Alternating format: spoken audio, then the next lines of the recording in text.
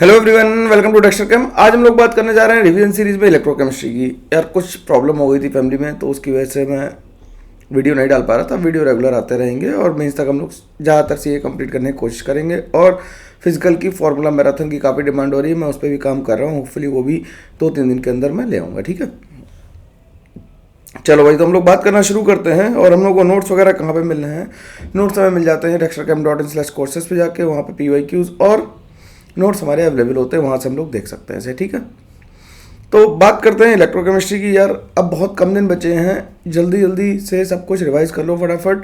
एक वीडियो में वो भी डाल दूंगा कि आखिरी 7 दिनों में अपने आप को कैसे मैनेज रखना है, लेकिन अभी थोड़ा सा पढ़ लेते हैं, फिर उसके बाद उस बारे में भी बात कर लेंगे। कमेंट करके ज़रूर बताना कि वो बात समझनी है, कोई दिक्कत आ रही है तो कमेंट करो।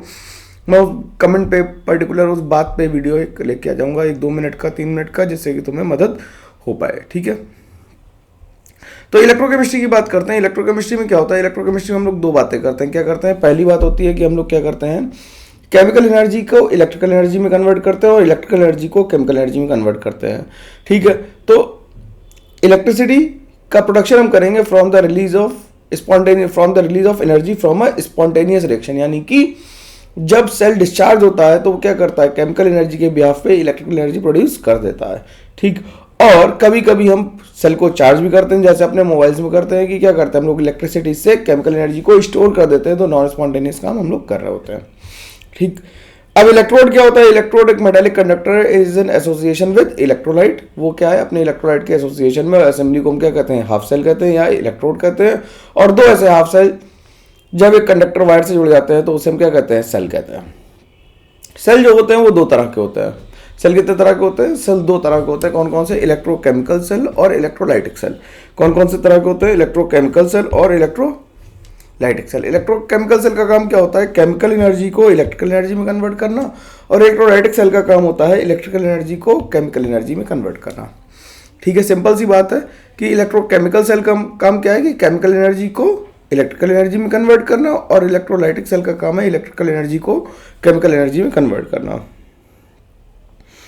अब इलेक्ट्रोकेमिकल सेल कौन से होते हैं? इलेक्ट्रोकेमिकल सेल 2 तरह के हो सकते हैं। कैसे कैसे? केमिकल सेल हो सकते हैं और कॉन्सेंट्रेशन सेल हो सकते हैं। केमिकल सेल में क्या होता है कि एक नेट केमिकल रिएक्शन अगर होती है, उस रिएक्शन की वजह से क्या होता है कि जो एनर्जी जनरेट होगी या रिलीज होगी उससे फ्लो ऑफ करंट होगा। ठीक है, कि एक नेट केमिकल रिएक्शन होगी। लेकिन कॉन्सेंट्रेशन सेल में क्या होता है कि जो कॉन्सेंट्रेशन में जो डिफरेंस है, जो दोनों सेल मतलब दोनों इलेक्ट्रोड्स पे कॉन्सेंट्रेशन में जो डिफरेंस है, उनकी वजह से फ्लो ऑफ करंट होता है। कि एक तरफ मतलब कैथोड पे कुछ चार्ज होगा और कुछ एनोड पे कॉन्सेंट्रेशन डिफरेंट होगा, तो क्या होगा, उसकी वजह से एक करंट फ्लो करेगा, जिसे हम क्या कहेंगे, कॉन्सेंट्रेशन सेल कहेंगे। ठीक, तो हमें पहले बात करनी है केमिकल सेल्स की, फिर उसके बाद हम लोग धीरे धीरे बात करेंगे कॉन्सेंट्रेशन सेल की। केमिकल सेल में जो सबसे इंपॉर्टेंट है वो क्या है? वो है डेनियल सेल। कौन सा cell? Daniell cell is most important. ठीक, डेनियल सेल में क्या होता है कि हम लोगों ने सेटअप बना लिया। हम लोगों ने सेटअप बनाया क्या कि हम लोगों ने एक चैम्बर ले लिया इधर और एक चैम्बर ले लिया इधर। एक चैम्बर में जो लेफ्ट वाला चैम्बर है, इसमें हमने क्या भर लिया? इसमें हमने भर लिया क्या? इसमें हमने भर लिया जिंक सल्फेट का एक्वा सोल्यूशन और इसमें जिंक की रॉड लटका दी। ठीक, इसमें हमने भर लिया कॉपर सल्फेट का सोल्यूशन और कॉपर की रॉड लटका ली। कोई दिक्कत नहीं इसमें भाई। तो एक तरफ जिंक की रॉड है जिंक सल्फेट सोल्यूशन में, और राइट हैंड पे क्या है? कॉपर की रॉड है इन कॉपर सोल्यूशन। ठीक, अब जिंक, क्योंकि रिएक्टिविटी सीरीज, अगर तुम्हें इलेक्ट्रोकेमिकल सीरीज, वैसे अब तो रिवीजन करें, सबको याद है कि इलेक्ट्रोकेमिकल सीरीज या रिएक्टिविटी सीरीज दोनों में ही जिंक कहाँ है? ऊपर है कॉपर के। तो जिंक क्या होगा? जिंक फटाफट ऑक्सीडाइज हो जाएगा और इलेक्ट्रॉन लॉस करेगा, और इलेक्ट्रॉन को कहाँ भेज देगा? कॉपर के पास भेज देगा। ठीक, तो कॉपर पे क्या होगा? धीरे धीरे कॉपर 2+ जो होगा सोल्यूशन में, वो रिड्यूस होते होते क्या बन जाएगा? कॉपर। और जिंक जो था, वो रॉड जो थी, वो धीरे धीरे पतली होती जाएगी और क्या बन जाएगी? Zn2+ बन जाएगी। तो इस इलेक्ट्रोड पे क्या होगा? ऑक्सीडेशन होगा, और ऑक्सीडेशन वाले इलेक्ट्रोड को हमेशा एनोड कहते हैं। ऑक्सीडेशन वाले इलेक्ट्रोड को हमेशा क्या कहते हैं? एनोड कहते हैं। और रिडक्शन वाले इलेक्ट्रोड को हमेशा कैथोड कहते हैं। अब इलेक्ट्रॉन जहां पहुंच रहे हैं, ध्यान से देखोगे तो तुम्हें पता लगेगा कि इलेक्ट्रॉन जहां पहुंच रहे हैं उसे हम क्या कहेंगे? कैथोड, क्योंकि वो निगेटिव के पास ही पहुंचेंगे। इलेक्ट्रॉन किसके पास पहुंचेंगे? निगेटिव के पास पहुंचेंगे, तो उसे हम कैथोड कहेंगे। और इलेक्ट्रॉन जहां से निकल रहे हैं उसे हम कहते हैं एनोड। उसे हम क्या कहते हैं? एनोड। ठीक, तो एनोड जहां से निकल रहे हैं मतलब इलेक्ट्रॉन वो कैसा है, नेगेटिव इलेक्ट्रोड होगा, और जहां पे पहुंच रहे हैं वो कैसा होगा, पॉजिटिव इलेक्ट्रोड। तो एनोड कैसा है, पॉजिटिव, और कैथोड कैसा है हमारा, एनोड कैसा है, नेगेटिव, और कैथोड कैसा है, पॉजिटिव इलेक्ट्रोड है। जबकि फिजिक्स में तुमने जो पढ़ा है वो उल्टा पढ़ा है। क्यों? क्योंकि तुम वहां पे इलेक्ट्रोलाइटिक सेल कर रहे थे, इलेक्ट्रोकेमिकल सेल के बारे में डिस्कशन नहीं कर रहे थे, इसलिए ऐसा हो रहा था। ठीक है, तो कैथोड हमारा कैसा हो गया, पॉजिटिव इलेक्ट्रोड हो गया, और एनोड कैसा हो गया, नेगेटिव हो गया। तो इसे हम ऐसे भी याद रख सकते हैं लोन के फॉर्म में। लोन का मतलब क्या है कि लेफ्ट पे ऑक्सीडेशन हो रहा है और एनोड है, और नेगेटिव है। लेफ्ट पे क्या हो रहा है, ऑक्सीडेशन हो रहा है, वो एनोड उसका नाम है, और वो कैसा इलेक्ट्रोड है, नेगेटिव इलेक्ट्रोड है। और राइट में कैथोड है, तो उसे छोड़ देते हैं। जब एक पता लग जाएगा तो दूसरा अपने आप पता लग जाएगा। सिंपल सी बात है, ज़्यादा मुश्किल बात तो कर ही नहीं रहा हूँ। कि लोन का मतलब क्या है, लेफ्ट में कौन है, ऑक्सीडेशन हो रहा है, कौन से इलेक्ट्रोड पे, एनोड पे, जो कि कैसा है, नेगेटिव है। ठीक, अब एनोड पे हमेशा ऑक्सीडेशन होगा और कैथोड पे हमेशा क्या होगा, रिडक्शन होगा। एनोड पे हमेशा क्या होगा, ऑक्सीडेशन होगा, और कैथोड पे हमेशा क्या होगा, रिडक्शन। तो मेरा नाम याद रहेगा कि चैतन्य रस्त होगी CR। CR मतलब कैथोड रिडक्शन, CR मतलब कैथोड रिडक्शन। ठीक, तो लॉस ऑफ इलेक्ट्रॉन को क्या कहते हैं हम लोग, ऑक्सीडेशन कहते हैं, और गेन ऑफ इलेक्ट्रॉन को हम लोग रिडक्शन कहते हैं। तो हुआ क्या कि जिंक का ऑक्सीडेशन हुआ, और जिंक का ऑक्सीडेशन होकर जिंक ने इलेक्ट्रॉन लूज कर दिया, और कैथोड ने इलेक्ट्रॉन कॉपर 2+ ने कंज्यूम कर लिया इलेक्ट्रॉन्स, और कॉपर 2+ को कॉपर में कन्वर्ट कर दिया। ठीक है, इतनी बात कि जिंक ने 2 इलेक्ट्रॉन लूज किए और कॉपर ने 2 इलेक्ट्रॉन ले लिए। अब होगा क्या कि धीरे धीरे करके ये इलेक्ट्रॉन धीरे धीरे यहां से यहाँ पहुंचते रहेंगे, इधर से इधर पहुंचते रहेंगे। ठीक, यहां से यहाँ इलेक्ट्रॉन पहुंचते रहेंगे, तो क्या होगा कि यहाँ पे एक्सेस ऑफ इलेक्ट्रॉन्स हो जाएंगे, और यहाँ पे क्या हो जाएगा, पॉजिटिव चार्ज हो जाएगा। तो उसे बैलेंस करने के लिए हम क्या करते हैं, एक सॉल्ट ब्रिज लगा देते हैं। क्या लगा देते हैं, सॉल्ट ब्रिज लगाते हैं। सॉल्ट ब्रिज का में क्या होता है, जिलेटिन अगर अगर सोल्यूशन या फिर केसीएल सोल्यूशन ले लेते हैं। सॉल्ट ब्रिज का फंक्शन क्या होता है, इस बारे में बात करते हैं। तो ओवरऑल रिएक्शन क्या होगी हमारे, सॉल्ट ब्रिज तो कोई फंक्शन वैसे केमिकली कोई नहीं है, लेकिन वो इलेक्ट्रिकल फंक्शन करता है। कैसे कि कैथोड पे क्या हो रहा था, कैथोड पे हमारा रिडक्शन हो रहा था, और एनोड पे ऑक्सीडेशन हो रहा था। ओवरऑल रिएक्शन हमने लिख दी। ठीक, इनिशियली क्या था, लेफ्ट में नेगेटिव चार्ज था और राइट में कैसा था, पॉजिटिव। धीरे धीरे होगा क्या, over the period of time क्या होगा, नेगेटिव चार्ज धीरे धीरे पॉजिटिव में कन्वर्ट होने लगेगा, क्योंकि सेल क्या होगा, पूरा पूरा डिस्चार्ज होने लगेगा, और कैथोड पे नेगेटिव चार्ज आ जाएगा। तो उसे मेंटेन रखने के लिए हमें सॉल्ट ब्रिज लगाना पड़ता है, जिसमें केसीएल सोल्यूशन या अगर अगर सोल्यूशन या जिलेटिन सोल्यूशन हम लोग भर देते हैं। ये बहुत इंपॉर्टेंट बात है कि फंक्शन ऑफ सॉल्ट ब्रिज क्या है, इस बात को ध्यान से देखेंगे हम लोग। फंक्शन ऑफ सॉल्ट ब्रिज क्या है, the main function of salt bridge is to maintain electrical neutrality. वो जो एक्सिस में इलेक्ट्रॉन या पॉजिटिव चार्ज इधर उधर इकट्ठा हो रहा था, उसे क्या करने का, न्यूट्रल करने का काम करेगा कौन, सॉल्ट ब्रिज। ठीक, वो क्या, दूसरा काम क्या है कि भाई इधर से इधर इलेक्ट्रॉन गए लौट के, वापस भी तो आना है इलेक्ट्रॉन्स को, तो क्या करेगा, सर्किट को कंप्लीट कर देगा। सर्किट कैसे, इलेक्ट्रिकल सर्किट बनाते हो ना फिजिक्स में, कि तुमने यहाँ से इधर इलेक्ट्रॉन ले गए, फिर तुमने बैटरी लगाई, बैटरी से वापस दे दिया करंट। तो इसमें सॉल्ट ब्रिज क्या कर रहा है, जब इलेक्ट्रॉन इधर से इधर जा रहे हैं घूम के, तो उसे क्या कर रहा है, सर्किट को कंप्लीट करने का भी काम कर रहा है। It minimises the liquid junction potential, वो लिक्विड जंक्शन पोटेंशियल को भी मिनिमाइज कर देता है। ठीक, अब जो सॉल्ट ब्रिज में कैरेक्टरिस्टिक, जो इलेक्ट्रोलाइट यूज हो रहा है उसके कैरेक्टरिस्टिक्स क्या है। पहला है, electrolyte should not react with electrolytes of cathode और एनोड। मतलब हम कुछ भी ऐसा नहीं ले सकते जो कैथोड और एनोड से दोनों से रिएक्ट कर ले। अगर कैथोड या एनोड से रिएक्ट करने लगा तो तुम जानते हो कि लिक्विड जंक्शन पोटेंशियल जो होगा उस पर रिएक्शन होने लगेगी, और वहां पे लिक्विड जंक्शन पे पोटेंशियल छोड़ दो, लिक्विड जंक्शन पे क्या होगा, रिएक्शन होने लगेगी, और वहां पे कंसंट्रेशन चेंज हो जाएगा। आयनिक मोबिलिटी कैटायन और एनायन की बराबर होनी चाहिए या लगभग बराबर होनी चाहिए। ठीक, ये दो मेन फंक्शन है क्या, कि एक तो उसे कैथोड या एनोड के इलेक्ट्रोलाइट के साथ जो सॉल्ट ब्रिज में इलेक्ट्रोलाइट भरा है उसे रिएक्ट नहीं करना चाहिए। दूसरा है कि मोबिलिटी ऑफ कैटायन और एनायन कैसी होनी चाहिए, नियरली सेम होनी चाहिए। तो we can say that the electrolyte should not react with electrolytes of cathode or anode, and the electrical mobility of cation and anion should be nearly same. ठीक, अब बात करते हैं टाइप्स ऑफ हाफ सेल्स की। Types of half cells में क्या हो जाएंगे, metal metal ion half cell आ जाएगा। Metal metal ion half cell में क्या किया हमने, मेटल रॉड को मेटल आयन में क्या किया, डिप कर दिया। तो in this the metallic rod is immersed in a solution containing its own ions. तो copper sulphate solution containing copper electrode, तो कॉपर 2+ 2 इलेक्ट्रॉन लेके किसमें कन्वर्ट हो जाएगा, Cu सॉलिड में। तो इसे लिखने का तरीका क्या है, इसे लिखने का तरीका सेल डायग्राम इसका कैसे लिखेंगे, Cu2+ aqueous oblique Cu solid.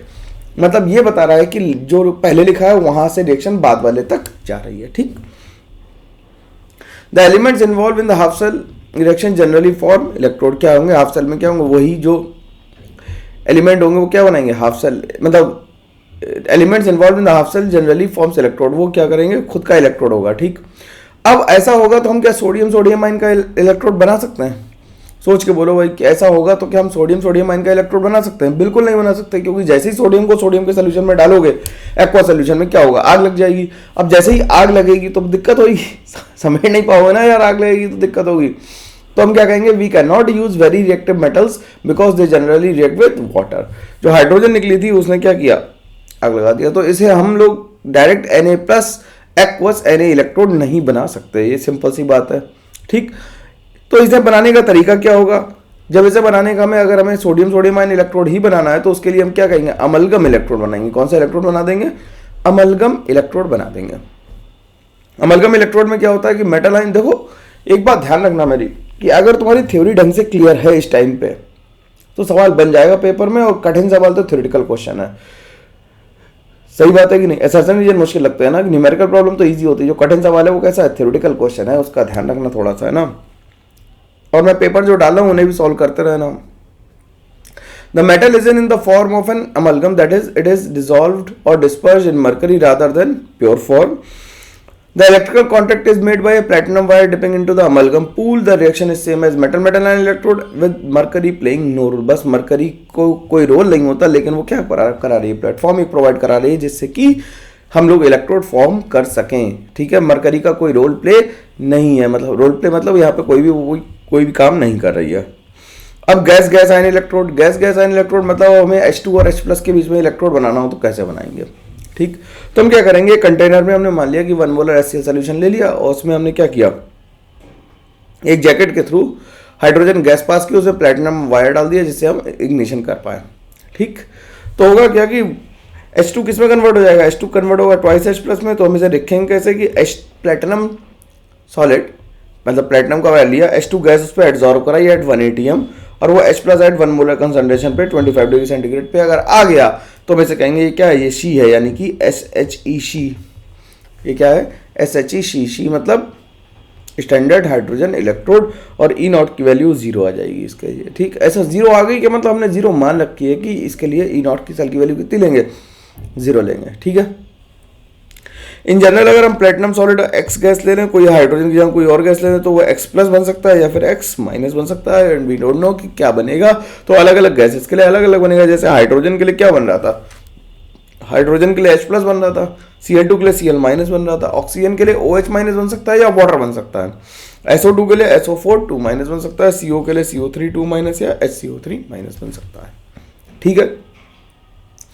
एक बात और ध्यान रखना कि अगर इलेक्ट्रोकेमिस्ट्री तुमने पहले से मेरे साथ नहीं कर रखी है या कहीं से भी नहीं कर रखी है तो अभी इस मोमेंट पे इलेक्ट्रोकेमिस्ट्री नहीं करनी है, ठीक। मुश्किल सवाल आएगा पेपर में तो नहीं हो पाएगा, फिर वो दिक्कत करेगा, परेशान हो जाओगे उससे, है ना। अब हम लोग आगे बात करते हुए चलते हैं और हम लोग ये देखते हैं कि हाइड्रोजन इलेक्ट्रोड को कैसे लिखेंगे। अगर ऑक्सीडेशन हाफ सेल की तरह अगर हम हाइड्रोजन इलेक्ट्रोड को यूज करेंगे, क्योंकि इलेक्ट्रोड यूज कर रहे हैं तो हमें ये बताना पड़ेगा कि हम ऑक्सीडेशन या रिडक्शन किसे यूज करना चाहते हैं, दोनों के बारे में बात करनी पड़ेगी हमें, ठीक है। तो ऑक्सीडेशन हाफ सेल में क्या होगा, एनोड हो जाएगा, या एनोड होगा तो H2 किस में कन्वर्ट हो जाएगा, H+ में, और रिडक्शन होगा तो H+ किस में कन्वर्ट हो जाएगा, हाइड्रोजन गैस में।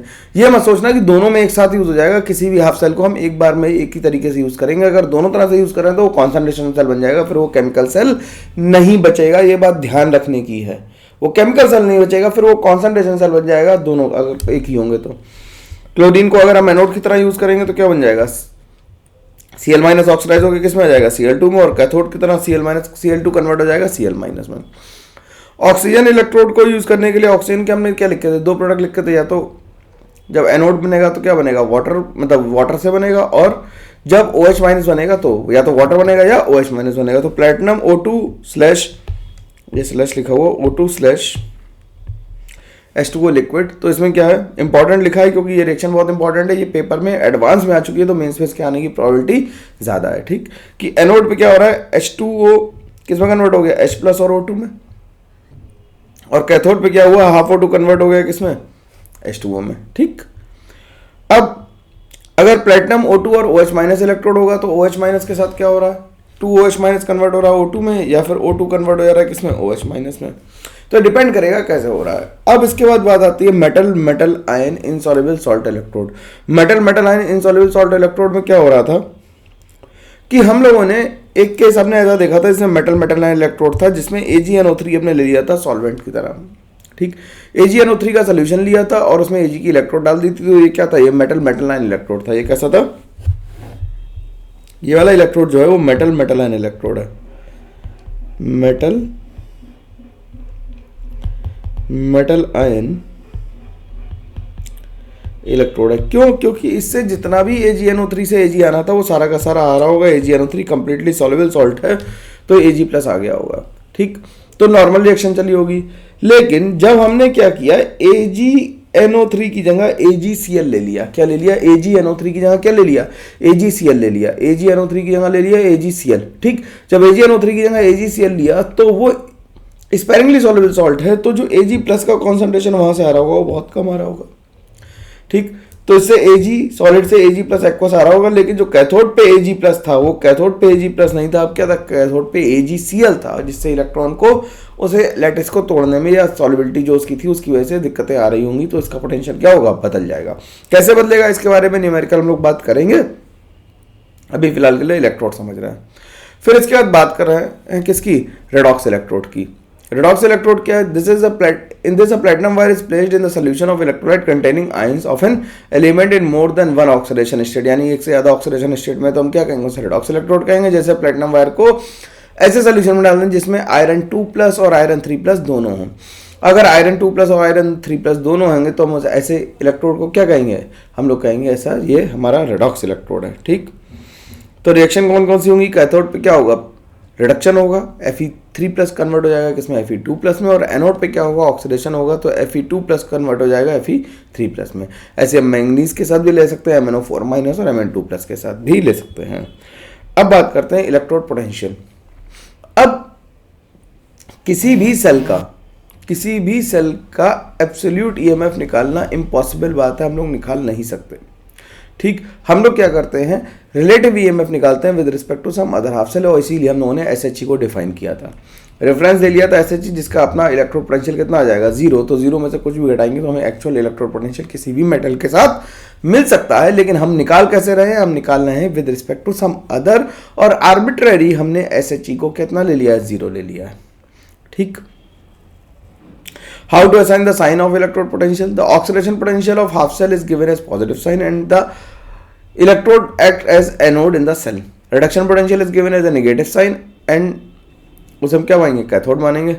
तो ऑक्सीडेशन पोटेंशियल अगर किसी का हमें x दिया हुआ है, मान लो अगर हमें किसी मतलब हाफ सेल का ऑक्सीडेशन पोटेंशियल क्या दिया हुआ, x दे रखा है, तो हम उसका रिडक्शन पोटेंशियल कितना लिखेंगे, -x वोल्ट लिख देंगे, मतलब बस साइन उल्टा होगा। जैसे कॉपर से कॉपर 2+ जा रहा है तो क्या होगा, ऑक्सीडेशन हो रहा है माइनस, तो कॉपर 2+ से क्या हो रहा है, कॉपर जाने पे प्लस आ गया रिडक्शन पोटेंशियल, मतलब नेगेटिव साइन एक पुट कर देंगे किसमें, मतलब ऑक्सीडेशन से रिडक्शन जाते समय या रिडक्शन से ऑक्सीडेशन जाते समय हम क्या करेंगे, एक नेगेटिव साइन पुट कर देंगे। Representation of a cell diagram. Representation of a cell diagram में क्या, अगर हम सेल नोटेशन लिखना चाहें तो डेनियल सेल के देख लेते हैं। डेनियल सेल में क्या करता था, जिंक कन्वर्ट हो रहा था Zn2+ में, सिंपल सी बात है। जब ये पैरेलल लाइन लगाते हैं, this is called salt bridge, इसे हम क्या कहते हैं, सॉल्ट ब्रिज कहते हैं, और कॉपर 2+ कन्वर्ट हो रहा है कॉपर में। ये वीडियो उन्हें भी देख लेना चाहिए मेरी समझ से, कि जिनका बोर्ड आने वाला है उनके लिए भी ये फायदा करेगा, ठीक। तो एनोड में क्या हो रहा है, एनोड में Zn+ कन्वर्ट हो रहा है Zn2+ में और 2 इलेक्ट्रॉन, और कैथोड कन्वर्ट हो रहा है copper 2+ plus 2 electron gives copper में। तो Zn solid plus copper 2+ aqueous gives Zn aqueous plus copper solid, ठीक। अगर spontaneous chemical reaction is responsible for the net decrease in free energy, तो जो स्पॉन्टेनियस रिएक्शन है वो क्या करेगी, एनर्जी रिलीज करेगी, रिलीज करने का मतलब डिक्रीज होगी एनर्जी। हम जानते हैं वर्क क्या होता है, चार्ज इंटू पोटेंशियल, तो W = Q × E लिख दिया, और W जो था वो किसके बराबर होगा, -ΔG के, क्योंकि जितनी एनर्जी रिलीज हो रही थी वो सारा का सारा काम करने में खर्च हो जा रही थी, ठीक। तो हमने क्या लिख दिया, ΔG को हमने लिख दिया -NFE, NF क्या लिख दिया, NF इज द चार्ज, और NF Q को NF लिख सकते हैं, N इज N फैराडे, मतलब N क्या है, N फैक्टर है, मोल्स ऑफ चार्ज, और F क्या है, 1 फैराडे। 1 फैराडे की वैल्यू जो होती है, 1 फैराडे अगर हम लिखें तो 1 फैराडे यहाँ पे लिख दें, 1 फैराडे इज 96500 कूलम्स अप्रॉक्सीमेटली लिख सकते हैं। तो ΔG की वैल्यू लिख सकते हैं -NFE, या ΔG0 की वैल्यू लिख सकते हैं -NFE0। तो 1 फैराडे क्या होता है, 1 mole of charge of 1 mole charge of 1 mole of electron, ऐसे ही समझ लो, charge of 1 mole of electron. तो 1 मोल कितना हो गया 6.023 इंटू 10⁻23 और इसे 1.6 इंटू 10⁻19 से मल्टीप्लाई कर दिया तो 1 फैराडे की वैल्यू 96500 आ गई। और डेल्टा जी और डेल्टा जी नॉट की वैल्यू हम लोग -NFE और -NFE नॉट लिख सकते हैं। ठीक, अब हम ई सेल कैसे निकालें, इसमें काफ़ी लोगों को कन्फ्यूजन रहता है कि ई सेल हम लोग कैसे फाइंड आउट करेंगे। तो ई सेल निकालने का तरीका होता है E naught of cathode minus E naught of anode या E cathode minus E anode. ध्यान रखना left right Y Z X Y कुछ मत करो, हमेशा कैथोड माइनस एनोड कर लो, सी ए याद रखो। ई सेल कैसे निकालेंगे, ई सी ए का मतलब कैथोड माइनस एनोड। ठीक, और जो हम यहाँ पे वैल्यू रखेंगे ई नॉट की, it should always be reduction potential. क्या होना चाहिए, उसे हमेशा क्या होना चाहिए, रिडक्शन पोटेंशियल होना चाहिए। जो ई नॉट सेल या ई सेल रखो कैथोड और एनोड का, जब इलेक्ट्रोड पोटेंशियल निकाल रहे हो या ईएमएफ निकाल रहे हो तो उस टाइम पे क्या रखेंगे, हमेशा जो पोटेंशियल होगा वो कैसा होगा, रिडक्शन पोटेंशियल होगा। अगर ऑक्सीडेशन गिवन होगा तो हम उसे कन्वर्ट करके किसमें बना देंगे, रिडक्शन पोटेंशियल में कन्वर्ट कर देंगे। ठीक, अब जैसे एक क्वेश्चन आ गया, कह रहा है calculate the E not cell of the following cell diagram. तो सेल डायग्राम में हमें दिया हुआ तो हमें ये पता है ये क्या है, ये हमारा कैथोड है, ये एनोड है और ये क्या हो गया, ये कैथोड हो गया। और हमें गिवन क्या है, Zn2 प्लस से Zn यानी कि रिडक्शन पोटेंशियल गिवन है, और कॉपर 2 प्लस से कॉपर यानी रिडक्शन पोटेंशियल गिवन है। तो ई सेल हमें ई नॉट सेल निकालना, तो E not cell will be what, E naught of cathode minus E naught of anode. E naught of cathode मतलब क्या था, कॉपर 2 प्लस से कॉपर और जिंक 2 प्लस से जिंक, दोनों को वैल्यू पुट कर दिया, आंसर आ गया। सिंपल है ना, बिल्कुल। ऐसे ही छोटे छोटे सवाल आते हैं किसमें, मीन्स में, जिन्हें आसानी से लगाया जा सकता है। ठीक, अब ई नॉट सेल जो होती है वो हमारी इंटेंसिव प्रॉपर्टी होती है। ये बहुत ही इंपॉर्टेंट स्टेटमेंट है, कितने लोगों को पता था ये बात रिवीजन करते समय कि ये याद रहेगा। और इंटेंसिव प्रॉपर्टीज जो वो होती हैं जो मास पे डिपेंड नहीं करती, जैसे कि डेंसिटी, रिफ्रैक्टिव इंडेक्स, ये सब। तो ई नॉट सेल भी कैसी है, इंटेंसिव प्रॉपर्टी है और उसे वो एडिटिव नहीं होती, यानी उसे हम जोड़ घटा नहीं सकते। डेल्टा जी नॉट कैसी है, एक्सटेंसिव प्रॉपर्टी है और जिसे हम जोड़ घटा सकते हैं क्योंकि वो मास पे डिपेंड होती है, यानी चार्ज पे डिपेंड होती है, क्वांटिटी पे डिपेंड करती है। ठीक, तो E not cell of a reaction depends only upon the makeup of the cell. E naught किस पे डिपेंड करता है, मेकअप ऑफ द सेल करता है, whereas delta G depends upon the net work done by the cell. ये important बातें हैं, बहुत इंपॉर्टेंट, इसीलिए इन्हें हाईलाइट करके रख रहे हैं कि ये स्टेटमेंट डायरेक्टली तुम्हारे किसमें, अपना जो असर्शन रीजन है उसमें पूछे जा सकते हैं, तो उस बात से इसे ध्यान रखना। ठीक, क्या कह रहा है कि E not cell of a cell depends upon the makeup of the cell, की सेल कैसे बना है इस पे डिपेंड कर रहा है कि पहले कौन सा इलेक्ट्रोड लिया, बाद में इलेक्ट्रोड कौन से लिया, किसे कैथोड लिया, किसे एनोड लिया, इन बातों पे डिपेंड करेगा। जबकि डेल्टा जी नॉट है जो वो इस बात पे डिपेंड नहीं करता है कि तुमने पहले कौन सी रिएक्शन ली, बाद में कौन सी ली, वो ओवरऑल सेल के जो नेट वर्क डन है उस पर डिपेंड करता है, वो मेकअप पे डिपेंड नहीं करता है। तो हम लोग वी कैन ऐड डायरेक्टली और subtract directly E not if and only if लिखा हुआ है, ये बात हाईलाइट कर लो, बहुत इंपॉर्टेंट बात लिखी है। तुम लोग नोइंगली अननोइंगली ये गलत करते रहे हो, और बताना कमेंट करके कि कितने लोगों ने नोइंगली अननोइंगली ये बात सीखी नहीं और ये गलत करते रहे, कि वी कैन डायरेक्टली ऐड और subtract E not if and only if the n factor in the both directions are same. अगर एन फैक्टर दोनों डायरेक्शन में सेम नहीं है तो हम ये काम नहीं कर सकते। अब जैसे लैटिमर डायग्राम का क्वेश्चन लास्ट ईयर एडवांस में भी आया था, तो लैटिमर डायग्राम का क्वेश्चन देख लेते हैं हम लोग। ठीक है, तो इसमें क्या कर रहा है, E1 not is the standard reduction potential for Fe2 plus, E2 not is Fe2 plus two Fe3 plus. तो हमें रिलेशन निकालना है, तो हम रिएक्शन लिख लेते हैं एक करके, है ना। देखो क्या कर रहा है, Fe से Fe2 प्लस गए तो हमारे इसके लिए E1 नॉट की वैल्यू गिवन है, तो इसके लिए E1 नॉट की वैल्यू होगी, वो हमें E1 नॉट गिवन है तो इसके लिए हम डेल्टा जी लिख देते हैं। डेल्टा जी इसके लिए कितना हो जाएगा यार, delta G1 not is equal to minus n F E not लिखेंगे तो n की वैल्यू कितनी हो गई, 2 into F into E1 not. ठीक, फिर हमें दे रखा है Fe2 प्लस से Fe3 प्लस बना, एक इलेक्ट्रॉन लगा इसमें, तो डेल्टा G2 नॉट की वैल्यू हमें दे रखी है -1 into F into E2 not, और Fe से Fe3 प्लस बना, +3 इलेक्ट्रॉन्स आए, तो इसके लिए डेल्टा G3 नॉट की वैल्यू जो है वो आ जाएगी -3 into F into E3 not. अब अगर तुम ध्यान से देखोगे तो तुम्हें अगर रिलेशन निकालना है तो इसे 1, 2 और 3 लिख सकते हैं। यहाँ पे बोलो 1 2 और 3 लिख सकते हैं। पहले जो गिवन है उसे लिख लो आराम से, कोई मुश्किल की बात नहीं है। अब जरा देखना कि हम ये लिख सकते हैं क्या कि 3 इज इक्वल टू 1 प्लस 2। तो अगर तुमने इसे ऐसे लिख दिया कि E3 not is equal to E1 not plus E2 not, तो ये गलत हो जाएगा, दिस विल बी रॉन्ग, गलत है ये, ऐसा नहीं लिख सकते हैं, रॉन्ग है ये। क्यों रॉन्ग है?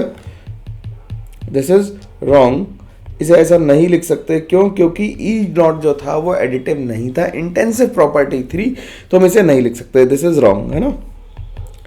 अब इसे सही तरीके से कैसे लिखेंगे? तो delta G3 not will be equals to delta G1 not plus delta G2 not. क्यों? क्योंकि जो डेल्टा G है वो एडिटिव होता है, जबकि E नॉट जो है वो एडिटिव नहीं होता है, ठीक। क्योंकि एन फैक्टर हर रिएक्शन में अलग है, एक में 2, इसमें 1 है और एक में 3 है। तो इसके लिए कितना हो जाएगा? -3 into F into E3 not is equals to -2 into F into E1 not -1 into F into E2 not. यही है ना, 1 और 2 सही है। तो देखो जरा ध्यान से कि f से f कैंसिल हो गया सब जगह के, और माइनस से माइनस कैंसिल हो गया, ठीक। तो 3 E3 not is equal to 2 E1 not plus E2 not के बराबर आ गया। तो E3 नॉट की जो वैल्यू आ गई वो किसके बराबर आ गई? 2 E1 not plus E2 not के बराबर आ गई, डिवाइड बाई 3। तो ये रिलेशन हमें फाइंड आउट करना था, हमने निकाल दिया आसानी से। अब आगे बढ़ते हैं, ये हो गया। तो अगला क्वेश्चन होमवर्क के लिए छोड़ दें भाई, कि from the standard reduction potential shown in the following diagram calculate E1 not. ये आराम से हो जाएगा। तो हम 3 इक्वेशन लिखेंगे और E1 नॉट की वैल्यू निकाल लेंगे। 3 इक्वेशन क्या 3 इक्वेशन लिखेंगे और फिर देख लेंगे कि एन फैक्टर कैसे आ रहा है और E1 नॉट की वैल्यू निकाल पाएंगे। आराम से आंसर आ जाएगा, कोई तकलीफ की बात नहीं आएगी, ठीक। मैं अगर वैसे बता दूं तो आंसर इसका 0.325 के लगभग आना चाहिए। हाँ, 0.325 के लगभग आना चाहिए, ठीक। अब बात करते हैं next equation. The next equation बहुत इंपॉर्टेंट टॉपिक है। नेक्स्ट इक्वेशन जरूर पढ़ लेंगे हम लोग, सवाल इसके अच्छे से आएंगे, ठीक है। तो relation between EMF and equilibrium constant of a cell. तो delta G is equal to क्या होता है? Delta G naught plus RT/LN/Q। ये हम लोग जानते हैं। Delta G is equal to क्या होता है? Delta G naught plus RT/LN/Q। ये तो सबको पता है, थर्मोडायनेमिक्स से हम लोगों ने सीखा। और डेल्टा G को हम लिख सकते हैं NFE, डेल्टा G नॉट को लिख सकते हैं NFE नॉट। तो इसे लिखते हैं RT/LN/Q। E सेल किसके बराबर हो जाएगा? E not cell minus RT/NF/LN/Q। Temperature हम कितना लेंगे? 298। F की वैल्यू 96500 और R की वैल्यू 8.314। सबको पुट कर दोगे तो E नॉट की सेल की वैल्यू जो आ जाएगी वो E not cell minus 0.0591 log of Q आ जाएगी, ठीक। लॉग LN को लॉग में कन्वर्ट कर दिया तो सब कुछ हो गया। Q क्या है यहाँ पे? Q रिएक्शन कोशेंट है। Q की वैल्यू हम क्या लिखते हैं? कॉन्सेंट्रेशन ऑफ C की पावर C, D की पावर D अपॉन A की पावर A, B की पावर B, या फिर पार्शियल प्रेशर ऑफ C की पावर C, D की power D upon A, P A की पावर A और P B की पावर B। एट इक्विलिब्रियम क्या होता है? एट इक्विलिब्रियम Q जो रिएक्शन कोशेंट है वो किसके बराबर हो जाता है? इक्विलिब्रियम कांस्टेंट के बराबर हो जाता है। रिएक्शन कोशेंट किसके बराबर होता है? इक्विलिब्रियम कांस्टेंट के बराबर हो सकता है। और उस टाइम पे डेल्टा G क्या होता है? 0 हो जाता है। तो डेल्टा G नॉट की value minus delta G not की वैल्यू जो आ जाएगी वो RT/LN की आ जाएगी, और E नॉट सेल की वैल्यू आ जाएगी 0.0591 upon N log of K। अगर हम डेनियल सेल के लिए देखें, डेनियल सेल के लिए क्या हो जाएगा? Zn से Zn2 प्लस कॉपर 2 प्लस से कॉपर, रिएक्शन हमने लिख ली। तो इसके लिए Q क्या लिखेंगे? Q क्या लिखोगे भाई? Q में सॉलिड का तो कॉन्सेंट्रेशन लिखा नहीं जाता, तो क्या लिखेंगे? Zn2 plus aqueous upon copper 2 plus aqueous. तो Zn2 प्लस एक्वस ऊपर आ गया, कॉपर 2 प्लस एक्वस नीचे आ गया। तो हम ऊपर याद रखेंगे कैथोड और नीचे क्या रखेंगे? एनोड। तो AC हमेशा ध्यान रखना है, ठीक। तो E cell is equal to हो गया E not cell minus 0.0591 upon 2 log of Zn2 plus aqueous upon copper 2 plus aqueous. और E नॉट सेल को हम लिख सकते हैं E cathode minus E anode minus 0.0591 upon 2 log of Zn2 plus upon copper 2 plus. अगर in general हम equation को लिखना चाहें, इन जनरल का मतलब किसी भी सेल के लिए नेक्स्ट इक्वेशन लिखना चाहें, तो हम ये लिख सकते हैं कि जो E सेल होगा वो किसके बराबर होगा? E not of cathode minus E not of anode minus 0.0591 upon N log of anode upon cathode. Anode upon cathode को याद रखने का तरीका क्या है? AC, ठीक। अब एप्लीकेशन ऑफ नेक्स्ट इक्वेशन क्या करेंगे? नेक्स्ट इक्वेशन की एप्लीकेशन करने के लिए EMF अगर हमें निकालना हो ऑफ हाफ सेल, तो हम क्या करेंगे? Mn प्लस ने N इलेक्ट्रॉन से M सॉलिड बन गया, तो ये क्या बन गया? Q इसका क्या गया? 1 अपॉन Mn प्लस आ गया। तो E सेल किसके बराबर हो गया? E not of Mn plus upon M minus 0.0591 upon N log of 1 upon Mn plus. अगर हमें पीएच निकालनी हो तो कैसे निकालेंगे, पीएच के लिए क्या करेंगे, H प्लस को ने एक इलेक्ट्रॉन लिया और किसे बना दिया, हाफ H2 में कन्वर्ट कर दिया। और इस टाइम पे हम जो मान रहे हैं वो प्रेशर मान ले रहे हैं कितना, 180 मान लेते हैं। तो E cell is equal to हो जाएगा ई नॉट सेल माइनस 0.059। अब हमें पार्शियल प्रेशर के फॉर्म में लिखना पड़ेगा, तो P H2 upon H plus लिखना पड़ेगा, जैसे हमने 1 मान लिया। तो जो वैल्यू आएगी ई सेल की वो किसके बराबर आ जाएगी, माइनस ऑफ 0.0591 पीएच के बराबर आ जाएगी। Temperature dependence of E not cell, ये एडवांस में डायरेक्ट फॉर्मूला पूछा गया था, इसलिए इसे ध्यान से देख लेना, क्योंकि एडवांस में डायरेक्ट पूछा जाने का मतलब है कि मेंस में ये फिर से रिपीट टेलीकास्ट कर सकते हैं। ठीक, तो delta G is equal to क्या हो गया, delta H minus T delta S हो गया। डेल्टा एस की वैल्यू होती है वो minus delta G over delta T at constant pressure होती है। ये कहाँ से आती है, इसे थर्मोडायनेमिक्स से आती है, हमें अभी याद रखनी, जब हम लोग एडवांस के लिए पढ़ेंगे तो इसका डेरिवेशन भी देख लेंगे। तो delta G is equal to delta H, ये हमने जब थ्योरी बताई होगी तो मैं पूरे लेक्चर में तो ये डिस्कस किया होगा ये कैसे आता है। तो delta G equal to delta H minus T, minus ये माइनस वाला साइन बाहर यहाँ पुट कर दिया, T into del delta G over delta T at constant P. तो डेल्टा जी को हम लिख सकते हैं minus n F E cell, delta H plus T minus n F E cell, तो इसे माइनस एन बाहर ले लिया। तो del E cell over d T at constant pressure is equal to E cell upon T plus delta H upon n F T. ये formula हम लोग ध्यान रखेंगे, इंपॉर्टेंट है। ठीक है, या तो ऊपर से तुम्हें डराइव करना आता हो, ये याद रखो, और ये लाइन याद रखो और ये याद रखो, तो ये डराइव हो जाएगा आसानी से। ठीक, अब use of Nernst equation in determining, तो स्पेरिंगली सॉल्युबल सॉल्ट क्या होता है, स्पेरिंग सॉल्युबल सॉल्ट मतलब पार्शियली सॉल्युबल, तो इसके लिए E naught Cl minus AgCl Ag, मतलब इसे क्या कहते हैं, ये मेटलाइन इनसॉल्युबल सॉल्ट इलेक्ट्रोड है। ये कैसा इलेक्ट्रोड है, मेटलाइन इनसॉल्युबल सॉल्ट इलेक्ट्रोड है। तो इसका फॉर्मूला डायरेक्ट याद रखेंगे, E naught of Ag plus to Ag 0.0591 upon 1 log of KSP, या 1 यहाँ पे Ag के लिए ले रहे हैं, अगर हम Zn के लेंगे तो 2 लिखेंगे, तो एन फैक्टर भी ऐसे होगा। अब इसमें होगा क्या कि हमने दो तरीके से इसे निकालने की कोशिश करनी है, तो इसे दो तरीके से निकालने की कोशिश करनी है, तो क्या करेंगे हम इसके डेरिवेशन पे चलते हैं कि इसे फॉर्मूले को डेराइव कैसे करेंगे। तो हमने केस 1 और केस 2 दो ले लिए। ठीक, केस 1 में हमने क्या किया कि हमसे किसी ने कहा कि भाई मेटल इनसॉल्युबल सॉल्ट इलेक्ट्रोड का ईएमएफ निकाल के लाओ। तो हमने क्या किया कि मेटल एक इलेक्ट्रोड ले लिया और ऊपर में एक्सेस में NaCl डाल दिया। जब एक्सेस में NaCl डाला तो होगा क्या कि AgCl प्रेसिपिटेट हो जाएगा, और अब जो Ag आएगा वो AgCl से आएगा, AgNO3 से नहीं आएगा। लेकिन अगर हम इसे मैथमेटिकली लिखना चाहें तो देखो मैथमेटिकली कैसे लिखेंगे। केस 1 के लिए लिख रहे हैं, यहाँ पे से लाइन खींच लेते हैं इसे। ठीक, तिरछी खींच गई यार लाइन। केस 1 के लिए लिखते हैं, देखो केस 1 के लिए क्या था, हमारे पास Ag प्लस का इलेक्ट्रोड था, इसने एक इलेक्ट्रॉन लिया था और इसने क्या बना दिया था, Ag सॉलिड बना दिया था। तो हम इसके लिए ई सेल की वैल्यू क्या लिख देंगे, लिखेंगे E naught of Ag plus to Ag minus 0.0591 upon 1 log of 1 upon Ag plus, क्योंकि सॉलिड तो लिखेंगे नहीं। अब हमने क्या किया, नाउ मल्टीप्लाई, अब हम डेरिवेशन कर रहे हैं, ठीक है ना, multiply Cl minus concentration on, मतलब मल्टीप्लाई एंड डिवाइड लिख देते हैं, multiply and divide concentration of Cl minus in the log. तो क्या बन जाएगा, ये बन जाएगा E cell is equal to E naught of Ag plus to Ag, ठीक है, E naught of Ag plus to Ag minus 0.0591 upon 1 log of Cl minus, multiply कर दिया और Cl माइनस का डिवाइड कर दिया। ठीक, अब हमें KSP पता है, KSP ऑफ AgCl किसके बराबर होगा, that will be equal to Ag plus concentration into Cl minus concentration, यही तो होगा। तो हम इसे लिख सकते हैं क्या कि E cell is equal to हो जाएगा E naught of Ag plus to Ag minus 0.0591 upon 1 log of Cl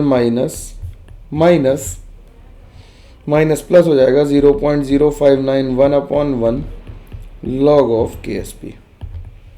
तो इस फॉर्मूले से आधा सेल हमने तैयार कर लिया। एक तो ये जब सवाल बन के आएगा तो इस फॉर्मेट में आएगा, तो हम इसे इक्वेशन नंबर 1 ले लें। तो इससे जो ई सेल आएगा वो that has to be equal if we do it by the second way, that कि हम सीधे एजी सेल का सोल्यूशन ले आए और एजी उसमें डिप कर दें। तो अगर हम सेकंड इक्वेशन वाला देख लें, केस 2 वाला देखें, तो हम उसमें क्या ले आए थे, हम AgCl का इलेक्ट्रोड ले आए थे और उसमें हमने इलेक्ट्रॉन पास करके क्या बना दिया था, Ag सॉलिड बना दिया था प्लस Cl माइनस एक्वस बना दिया था। ठीक, इसमें तो हमने यही किया था। केस 2 है, सॉरी ये क्या है, केस 2 है। तो इसमें केस 2 में क्या किया कि हम AgCl बाजार से खरीद के ले आए, उसी को पानी में डाला और Ag के साथ प्रोडक्ट बना दिया। हमने NaCl इस बार ऊपर से ऐड नहीं करना है। जब नहीं करना है तो हम इसे लिखेंगे ई सेल, इसके लिए किसके बराबर हो जाएगा, E naught of Cl minus, क्योंकि ये मेटल इंसॉल्युबल सॉल्ट इलेक्ट्रोड है, minus 0.0591 upon 1 log of Cl minus के बराबर हो जाएगा। अब ये इक्वेशन नंबर 2 हो गई डायरेक्टली सवाल लगाने के पर्पज से। तो फ्रॉम बोथ द केसेस या बोथ द केसेस लिख देते हैं, from both the cases the E cell should be same,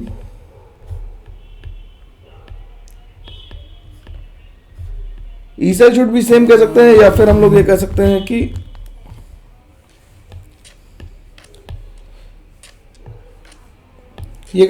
कि हमारा डेल्टा जी सेम होगा। तो 1 शुड बी इक्वल्स टू 2 लिख सकते हैं। तो दोनों को अगर इक्वेट कर दिया जाए, दोनों को इक्वेट कर दें तो क्या आ जाएगा, ये देखना जरा भाई, क्या आ जाएगा कि ई सेल अगर हम इक्वेट कर दें तो ई सेल लिख देंगे ई नॉट, 2 वाले को लिख देते हैं पहले, E naught of Cl minus AgCl Ag minus 0.0591 upon 1 log of Cl minus is equals to, इसे क्या लिखेंगे, E naught of Ag plus 2Ag minus 0.0591 upon 1 log of Cl minus plus 0.0591 upon 1 log of, क्या हो जाएगा, ये KSP था। तो ध्यान से अगर देखोगे तो देखो यार क्या हो रहा है, इससे ये कैंसिल हो जा रहा है, तो जो बच रहा है वो क्या, यही फॉर्मूला बच रहा है क्या, देखना जरा ध्यान से। हाँ भाई, यही फॉर्मूला बच रहा है, तो बिल्कुल ठीक, हम लोगों ने इसका डेरिवेशन कर लिया और इसके सवाल भी लगाए जा सकते हैं। ठीक, अब क्या कर रहा है, इफ एक क्वेश्चन है, if Ag plus 2Ag is 0.58 volt and H plus 2H2 is 0 volt in a cell arrangement using the 2 electrodes which will act as cathode and which will act as anode, what is the E naught of spontaneous cell। तो हमने मान लिया let Ag plus is cathode, हमने मान लिया। अभी हमें पता नहीं है Ag प्लस कैथोड है या नहीं है।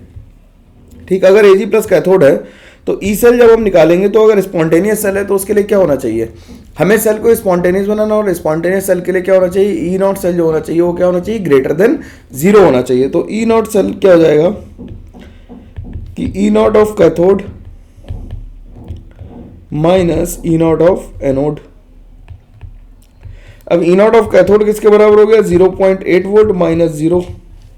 तो अगर ये पॉजिटिव आ गया तो जो हमने माना था वो सही माना, तो Ag प्लस क्या हो गया, cathode, and H plus 2H2 is anode. ठीक है, ई सेल पॉजिटिव आना चाहिए फॉर एन स्पॉन्टेनियस रिएक्शन। ठीक है, अब बात करते हैं कॉन्सेंट्रेशन सेल की।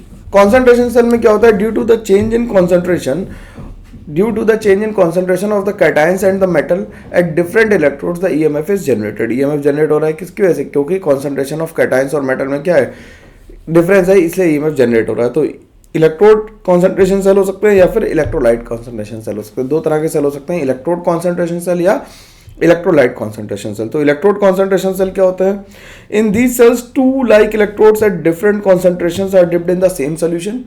In these cells, 2 like electrodes at different concentration are dipped in the same solution। 2 hydrogen electrodes of unequal gas pressure are immersed in the same solution of H plus constitute at concentration cell। मतलब basically same electrode को अलग अलग concentration के cell में electrolytes में डुबो दो, simple. ठीक। तो जैसे अगर हम इसमें लिख लें कि H प्लस को क्या किया, H प्लस से H2 बनाया at partial pressure of C cathode पे आ गया, और A पे जो पार्शियल प्रेशर था उससे H प्लस आ गया किस पे, एनोड पे। तो हुआ क्या कि H2 एट एनोड कन्वर्ट हो गया H2 एट कैथोड पे।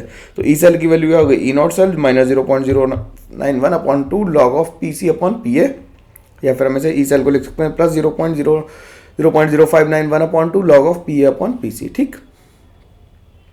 इलेक्ट्रोलाइट कॉन्सेंट्रेशन सेल में क्या होता है कि अब इलेक्ट्रोलाइट का कॉन्सेंट्रेशन चेंज कर दिया है, तो PvHg जो मरकरी का कॉन्सेंट्रेशन है, PV का कॉन्सेंट्रेशन है वो C1 है यहाँ पे, और यहाँ पे PV का कॉन्सेंट्रेशन कितना है, C2 है। तो दिस रिएक्शन इन्वॉल्व, इसमें क्या हो रहा है कि कॉन्सेंट्रेशन किस पे, C2 कन्वर्ट हो रहा है PV सॉलिड में, और C1 कन्वर्ट हो रहा है किसमें, C1 मतलब PV एनोड पे कन्वर्ट हो रहा है PV2 प्लस में, और कैथोड पे PV2 प्लस कन्वर्ट हो रहा है PV में। ठीक है, तो इससे भी ई सेल निकाल लेंगे हम लोग, ये तो सिंपल सी बात है, इसमें कोई दिक्कत आनी नहीं चाहिए। अब बात आती है इलेक्ट्रोलाइसिस की। इसके थ्योरेटिकल क्वेश्चंस काफी हद तक पूछे जाते हैं, तो जिन्हें ध्यान से करना जरूरी है। During electrolysis electrical energy is converted into chemical energy. Electrolysis में क्या होता है कि इलेक्ट्रिकल एनर्जी को हम कन्वर्ट करते हैं किसमें, केमिकल एनर्जी में। तो केस 1 ले लेते हैं, इलेक्ट्रोलाइसिस ऑफ फ्यूज्ड NaCl या मोल्टन NaCl। फ्यूज्ड NaCl या मोल्टन NaCl में क्या हुआ कि NaCl सोल्यूशन ले लिया और इलेक्ट्रोड लगाया, तो अब क्या हुआ, क्योंकि इलेक्ट्रोलाइसिस कर रहे हैं तो इलेक्ट्रिकल एनर्जी को केमिकल एनर्जी में कन्वर्ट कर रहे हैं, तो एनोड कैसा हो जाएगा, पॉजिटिव, और कैथोड कैसा हो जाएगा, नेगेटिव। तो पॉजिटिव चार्ज कहाँ जाएगा, कैथोड की तरफ, और नेगेटिव चार्ज कहाँ आएगा, एनोड की तरफ। कैथोड पे क्या होता है, रिडक्शन हमेशा, देखो सोडियम प्लस किस में कन्वर्ट हो गया, सोडियम सॉलिड में, और Cl माइनस Cl2 गैस में कन्वर्ट हो गया। तो अगर NaCl मोल्टन NaCl की इलेक्ट्रोलाइसिस करते हैं तो उससे सोडियम सॉलिड बनता है और Cl2 गैस बनती है। Electrolysis of pure water using inert electrode. अब प्योर वाटर के लिए क्या होता है, for pure water H plus and OH minus ion concentration क्या होता है, 10⁻⁷। In comparison to water the concentration of H plus and OH ion minus ion क्या होंगे, बहुत कम होंगे, क्योंकि वाटर का कॉन्सेंट्रेशन कितना है प्योर वाटर में, 1 लीटर में 55.55 मोलर है। ठीक। तो KW क्या होता है, KW होता है 10⁻14, तो वाटर प्योर वाटर के लिए क्या आता है 10⁻7 मोलर आ रहा है। तो इनका दोनों का कॉन्सेंट्रेशन बहुत कम है, तो यानी कि वाटर का ही ऑक्सीडेशन होगा और वाटर का ही रिडक्शन होगा। समझ गई बात, कि वाटर का ही ऑक्सीडेशन होगा और वाटर का ही रिडक्शन होगा। क्यों, क्योंकि वाटर का कॉन्सेंट्रेशन बहुत ज्यादा है with respect to H plus and OH minus. Therefore, when current is passed in water, the following reactions will occur. At cathode क्या होगा, वाटर क्या होगा, इलेक्ट्रॉन लेगा और क्या बनाएगा, हाइड्रोजन गैस और OH माइनस। और एनोड पे क्या होगा कि वाटर का ऑक्सीडेशन होगा, H प्लस बनेगा और O2 बनेगी। तो 6 water, 4 H plus, 4 OH minus, O2 और H2 बनेगी। ठीक। नंबर ऑफ इलेक्ट्रॉन कितने इन्वॉल्व हैं, 4 है, इस बात का ध्यान रखेंगे। अब केस 3 लेते हैं, इलेक्ट्रोलाइसिस ऑफ एसिडिफाइड वाटर यानी डाइल्यूट H2SO4 के साथ करते हैं। इन case of acidified water the amount of H3O plus is sufficient. जब H प्लस डालेंगे तो pH बहुत तेजी से चेंज होती है, हम लोग बात जानते हैं पहले से। तो क्या होगा कि H प्लस का रिडक्शन होगा, वाटर H3O प्लस का रिडक्शन होगा, और वाटर का ऑक्सीडेशन होगा, क्योंकि सल्फेट आयन का क्या है, कंसंट्रेशन बहुत कम है। तो H3O प्लस ने इलेक्ट्रॉन लिया, हाइड्रोजन गैस बना दी, और एनोड पे 2 पॉसिबल रिएक्शन है, कौन सी, वाटर का ऑक्सीडेशन हो जाए जिसका ऑक्सीडेशन पोटेंशियल -1.23 है, और सल्फेट का ऑक्सीडेशन हो जाए इससे पर सल्फेट बन जाए और इसका ऑक्सीडेशन पोटेंशियल -0.20। तो जिसका ऑक्सीडेशन पोटेंशियल ज्यादा है वो ऑक्सीडाइज होगा। तो किसका ज्यादा है, -1.23 इज अ बिगर नंबर, तो वाटर का ऑक्सीडेशन होगा, वाटर का कॉन्सेंट्रेशन भी ज्यादा है और ऑक्सीडेशन पोटेंशियल भी ज्यादा है। ठीक। तो सिंपल बात है कि जिसका ऑक्सीडेशन पोटेंशियल ज्यादा हो, अच्छा कंसंट्रेशन हो, वो ज्यादा अच्छे से ऑक्सीडाइज होगा, जिसका रिडक्शन पोटेंशियल और कंसंट्रेशन ज्यादा हो, वो अच्छे से रिड्यूस होगा। Since the oxidation potential and the concentration of water is more than sulphate, the current pass will more efficiently oxidise water in comparison to sulphate ion. In case of concentrated H2SO4, ठीक, in case the concentration of H2SO4 is large, the oxidation of SO4 will take place। और large concentration का मतलब है क्या कि 38% से ज्यादा होना चाहिए। 38% जो होता है वो लेड स्टोरेज बैटरीज में होता है। ठीक। फिर electrolysis of alkaline water. Alkaline water में क्या होगा, डाइल्यूट NaOH ले लिया हमने, तो in this case there are 2 possible reactions that can take place at every electrode. तो इसमें क्या होगा कि या तो सोडियम आयंस क्या हो जाए, रिड्यूस हो जाए, या फिर वाटर का रिडक्शन हो जाए। तो अब देखो वाटर का रिडक्शन पोटेंशियल ज्यादा है और वाटर का कॉन्सेंट्रेशन भी ज्यादा होगा। इन this case Na+ ions is heavily hydrated, क्योंकि वो वाटर से घेर के रखेगा और रिडक्शन पोटेंशियल भी क्या है, कम है। तो जिसका रिडक्शन पोटेंशियल ज्यादा वो पहले रिड्यूस होगा, जिसका ऑक्सीडेशन पोटेंशियल ज्यादा वो पहले ऑक्सीडाइज होगा। सिमिलरली एट एनोड क्या होगा कि वाटर का ऑक्सीडेशन पोटेंशियल -1.23 और OH माइनस का +0.40, तो OH माइनस ऑक्सीडाइज हो जाएगा। ठीक। The species whose oxidation potential will be higher and good concentration will preferably oxidize at anode, and the species whose reduction potential will be high with good concentration will be preferably reduced at cathode। तो जिसका oxidation potential good concentration, देखो potential ज्यादा होना चाहिए और concentration ज्यादा होना चाहिए, तो उसी का ऑक्सीडेशन होगा और उसी का रिडक्शन भी होगा। बात समझ में आनी चाहिए पूरी। अब बात आती है electrolysis of aqua solution of NaCl। Aqua solution of NaCl is also known as brine solution. तो अवेलेबल आयन कौन कौन से हैं? Na+ है, Cl- है, H+ है और OH- है। तो और वाटर तो हमारा सॉल्वेंट है ही, तो Na कैथोड पे क्या होगा, या तो Na का रिडक्शन हो जाए या फिर वाटर का हो जाए, तो किसका होगा? वाटर का रिडक्शन होगा, और Cl- और वाटर में Cl- का ऑक्सीडेशन होगा। ठीक, जबकि देखो ऑक्सीडेशन पोटेंशियल जो है वो किसका ज्यादा है? वाटर का ज्यादा है, लेकिन हो किसका रहा है? Cl- का। ओवर पोटेंशियल की वजह से ऐसा होता है कि मोमेंटरली क्या होता है, ऑक्सीजन निकलती है, फिर उसके बाद Cl2 निकलना शुरू हो जाती है। It is extra potential required to initiate a reaction at required rate. E cell for a reaction is less than 0.6 then it will be very slow. Kinetically वो कंट्रोल होती है, बहुत स्लो होती है रिएक्शन। ठीक, reaction of sodium with water takes place. तो Na क्या करेगा? वाटर से रिएक्शन करेगा, वाटर से रिएक्शन करके क्या बना देगा? हाइड्रोजन गैस बना देगा। और इसके लिए देखो, जब सोडियम पानी से रिएक्ट करता है तो इसका देखो 0.6 से बहुत ज्यादा आता है, इसलिए रिएक्शन विग्रस होगी, जबकि आयरन के साथ ऐसा होगा तो ये बहुत स्लो होगा। अब electrolysis of solution in presence of reactive electrodes की बात करें तो electrolysis of AgNO3 using Ag electrode. तो इसमें क्या होगा? सिल्वर के एनोड होगा और सिल्वर का ही कैथोड होगा, जब जिसमें वाटर और NO3- कोई रोल प्ले नहीं कर पाएंगे ड्यू टू ऑक्सीडेशन और रिडक्शन पोटेंशियल्स। अब बात आती है कोलवेज इलेक्ट्रोलिसिस की। कोलवेज इलेक्ट्रोलिसिस में क्या होता है? Aqua solution of sodium salt of acetate हम लोग लेते हैं, तो क्या होगा? RCONa ले लिया, तो इलेक्ट्रोलिसिस की तो RR एल्केन बना लिया। तो मैकेनिज्म में क्या लिखते थे? एनोड पे क्या होगा? ऑक्सीडेशन। एनोड पे ऑक्सीडेशन होगा तो एक इलेक्ट्रॉन लूज कर दिया, रेडिकल बना, रेडिकल डायमराइज उनके क्या बन गया? एल्केन। और रिडक्शन में क्या हुआ? सोडियम ने एक इलेक्ट्रॉन लेके सोडियम बनाया और फिर क्या हो गया? कैथोड पे क्या हुआ? NaOH बन गया और हाइड्रोजन गैस निकली। तो जैसे जैसे रिएक्शन प्रोसीड करेगी, कैथोड पे NaOH का कॉन्सेंट्रेशन बढ़ता जाएगा, हाइड्रोजन गैस निकलती जाएगी, और जो pH है सोल्यूशन की वो क्या होगी? वो बढ़ती जाएगी। तो लिखा है as the reaction proceeds the pH of the cathodic compartment increases and hydrogen gas is liberated at cathode. और एनोड पे कौन सी गैस निकल रही है? CO2 निकल रही है। ये क्वेश्चन भी कई बार पूछा जा चुका है और आगे भी पूछा जाने की संभावना है। अब बात आती है, जब हम इलेक्ट्रोलिसिस पढ़ चुके हैं तो बात करते हैं फैराडेज लॉ ऑफ इलेक्ट्रोलिसिस की। फैराडेज लॉ ऑफ इलेक्ट्रोलिसिस में फर्स्ट लॉ क्या कहता है? The amount of any substance liberated और डिपॉजिटेड एट एनी इलेक्ट्रोड। किसी भी इलेक्ट्रोड पे ऐसा कोई भी सब्सटेंस जो डिपॉजिट हुआ या लिबरेट हुआ is directly proportional to the quantity of charge pass through it. बिल्कुल बात सही है कि जितनी तुम चार्ज पास करोगे उसी के प्रोपोर्शन में मास डिपॉजिट होगा या लिबरेट होगा। तो W प्रोपोर्शनल Q आ गया, तो W क्या चार्ज हो गया, W क्या हो गया? अमाउंट हो गया, और Q क्या हो गया? चार्ज। तो W को हमने लिख दिया IT, Q equal to IT होता है, तो W इक्वल टू ZIT लिख दिया, where Z is called electrochemical equivalent. क्या कहते हैं? Electrochemical equivalent of that substance. तो Z को हमने लिख दिया क्या? E/96500। E क्या है? इक्विवेलेंट मास, और ये क्या 1 फैराडे है, is equal to 9650. So electrochemical equivalent is that mass of a substance which is liberated or deposited when 1 ampere current is passed for 1 second.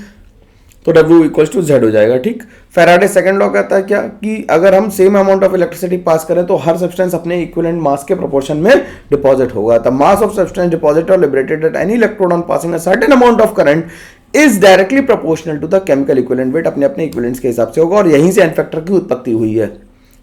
N factor यहीं से originate हुआ है। तो W प्रोपोर्शनल E हो गया, तो W equal to QE/96500 लिख लिया, यानी W1/W2 is equal to E1/E2। अब बात आती है रेजिस्टेंस की। Resistance is the hindrance provided by a conductor in the passage of current. It is measured in terms of ohm. तो R प्रोपोर्शनल कितना होता है? L/A। L क्या है? लेंथ, और A है क्रॉस सेक्शन एरिया, तो R इक्वल टू ρL/A हो गया। रो इक्वल टू R तब होगा जब लेंथ 1 सेंटीमीटर होगी और एरिया 1 सेंटीमीटर स्क्वायर होगा। तो रेजिस्टिविटी को क्या कहते हैं? Rho is the resistivity. It is the resistance offered by a conductor wire having unit length and unit cross-sectional area. Conductance उल्टा होगा रेजिस्टेंस का, जिसमें क्या कहेंगे कि ease with which the electricity flows through a certain solution. जितनी तेजी से इलेक्ट्रिसिटी फ्लो कर जाएगी उसे हम क्या कहेंगे? कंडक्टेंस कहेंगे। तो G इक्वल टू 1/R लिख दिया। यूनिट इसकी क्या हो जाएगी? ओम इनवर्स लिखेंगे, या म्यू लिख दो, और ऐसा यूनिट क्या लिखेंगे? सीमन। ऐसा यूनिट क्या लिखेंगे? सीमन लिखेंगे। स्पेसिफिक कंडक्टेंस क्या हो गया? अब हमने जैसे स्पेसिफिक रेजिस्टेंस लिखा था वैसे हम स्पेसिफिक कंडक्टेंस लिख सकते हैं। इसी को कंडक्टिविटी कहते हैं, तो इसे लिखते हैं कप्पा। क्या लिखते हैं? कप्पा। कटप्पा नहीं, कप्पा। Kappa is 1/रो। तो कप्पा इज 1/रो, तो रो को लिख दिया R into AL by A by L, तो kappa is equal to 1/r L by A हो गया, यानी kappa is equal to G into L by A हो गया। एल बाई ए क्या हो गया, सेल कॉन्स्टेंट हो गया।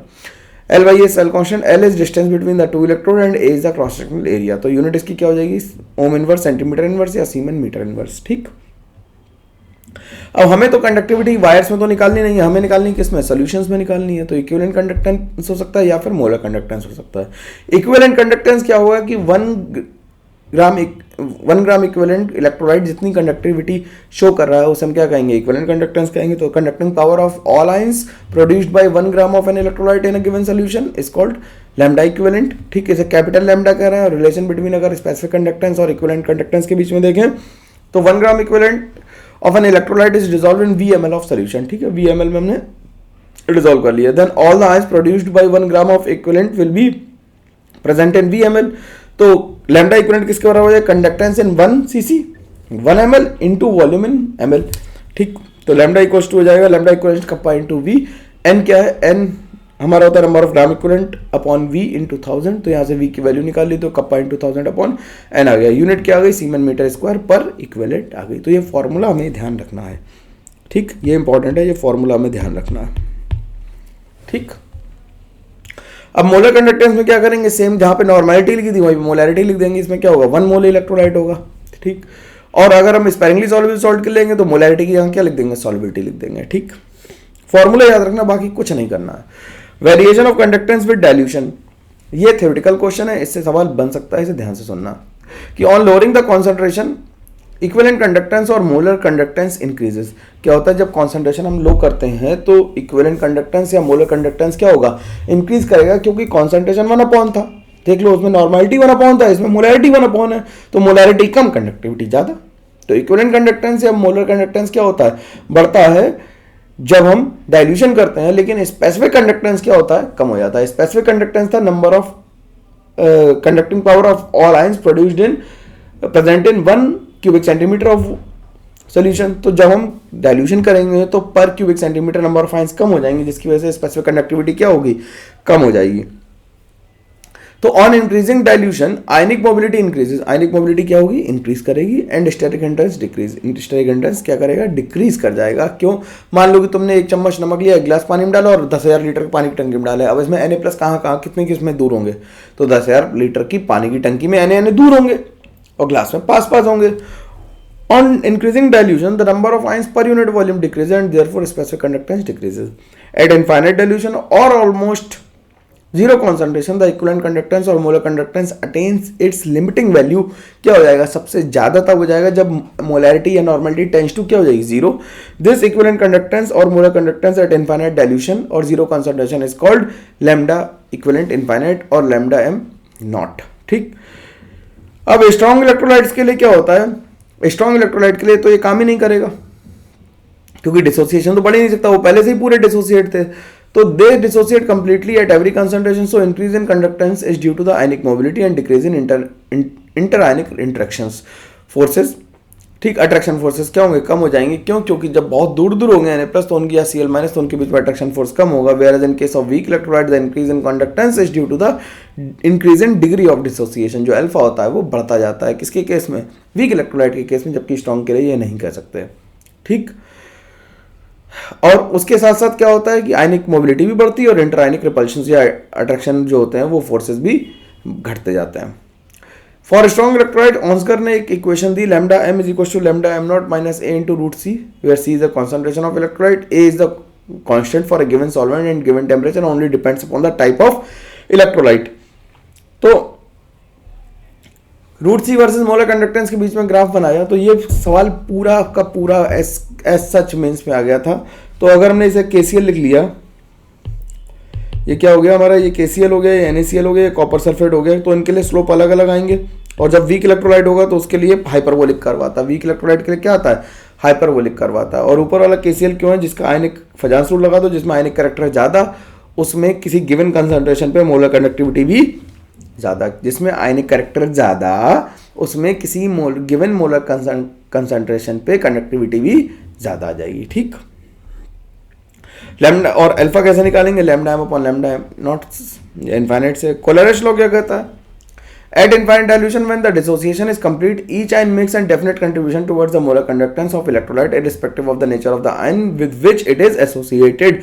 जब हमने इनफाइनाइट डायल्यूशन कर दिया तो अब इलेक्ट्रोलाइट पूरा पूरा चकनाचूर हो गया है, टूट गया है, तो वो हर आयन अपने हिसाब से कंडक्टिविटी प्रॉपर्टीज शो करेगा.